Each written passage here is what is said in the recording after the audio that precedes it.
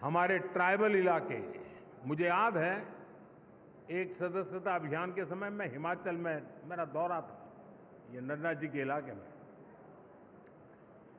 और मैं पहाड़ी क्षेत्रों में जाना चाहता था। एक पोलिंग बूथ पर जाने में मेरा एक दिन लगता था, पहाड़ों पे चढ़ना पड़ता था और वहां जाकर के 20-22 लोगों की मीटिंग करके मैं नीचे उतरता था।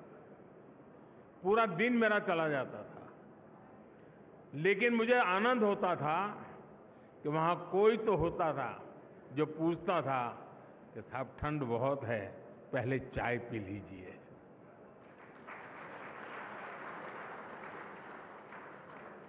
यानी किसी ने तो तपस्या की थी, किसी ने तो मेहनत की थी। क्या हम, हमारे जो ट्राइबल बेल्ट है उसमें दूर दराज के जो क्षेत्र हैं उसमें भी अभी जैसे आपने देखा होगा पीएम जनमन योजना शुरू की है। ये पीएम जनमन योजना हमारे आदिवासी क्षेत्रों में भी ऐसे ऐसे इलाके हैं, ऐसे ऐसे समूह हैं जहां व्यवस्थाएं इतने सालों के बाद भी पहुंच नहीं पाई थी। हमने पीएम जनमन योजना बना करके स्पेशल एफर्ट शुरू किया है। वो पॉलिटिकल वोट बैंक की ताकत नहीं है, क्योंकि बहुत छोटी संख्या में है, लेकिन साथियों अगर उंगली का नाखून भी पक जाता है ना तो पूरे शरीर में दर्द होता है। वो भी तो मेरा शरीर के हिस्से हैं। वो दुखी हो, वो दुखी हो, पीड़ित हो, मेरे देश में मुझे भी उसकी पीड़ा होती है। इस पीड़ा का अनुभव करते हैं तब जाकर के पीएम जनमन योजना जन्म लेती है। सरकार तो पहुंचेगी, रोड भी बन जाएंगे, बच्चों का स्कूल में एडमिशन भी हो जाएगा, लेकिन कमल कौन खिलाएगा?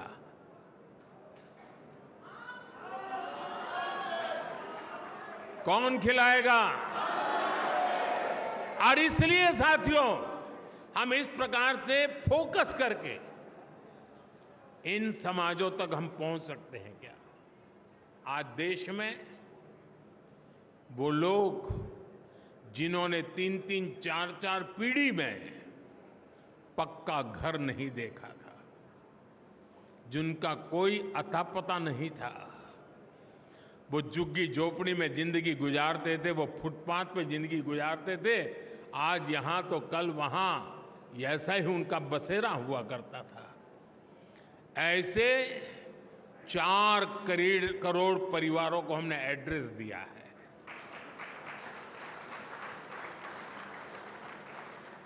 और जब जिंदगी में घर का पता तय हो जाता है ना तो मंजिल का पता भी अपने आप बनने लग जाता है।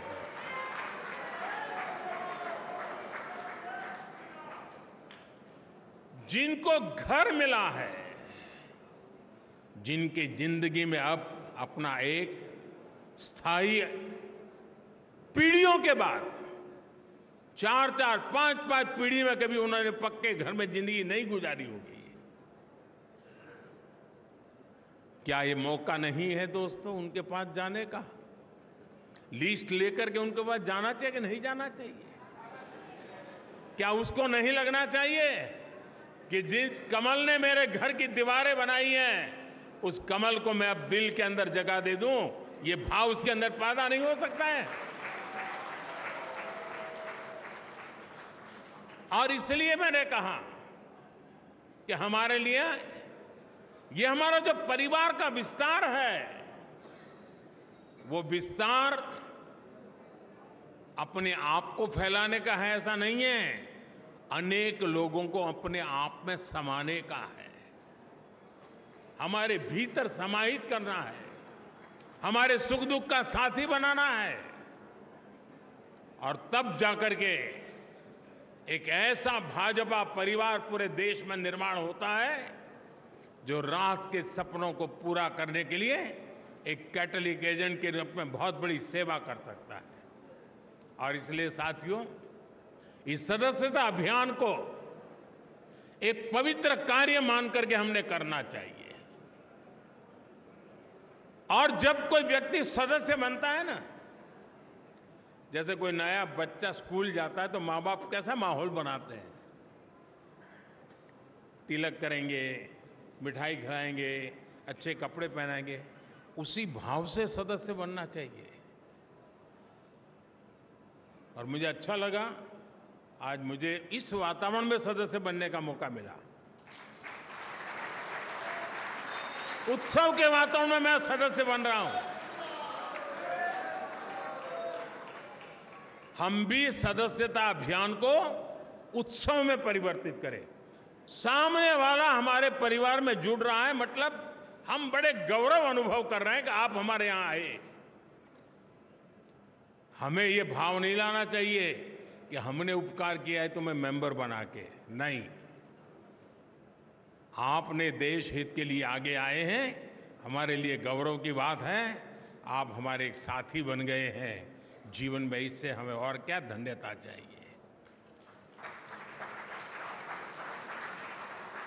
साथियों, आज जो 18-20 साल की उम्र के लोग हैं, उन्होंने वो अखबार नहीं पढ़े हैं जिसकी हेडलाइन हुआ करती थी कि आज इतने लाख का घोटाला हो गया, आज इतने करोड़ का घोटाला हो गया,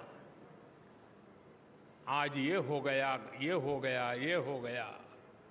आज जो 18-20 साल के बच्चे हैं, उन्होंने ये पढ़ा नहीं है। उन्हें पता नहीं है कि 10 साल 11 साल के पहले देश की हालत क्या थे। उसने एक नया हिंदुस्तान देखा है और इसलिए उसके सपने भी वहीं से शुरू हो जाते हैं और तब जाकर के हमारी जिम्मेवारी अनेक गुना बढ़ जाती है।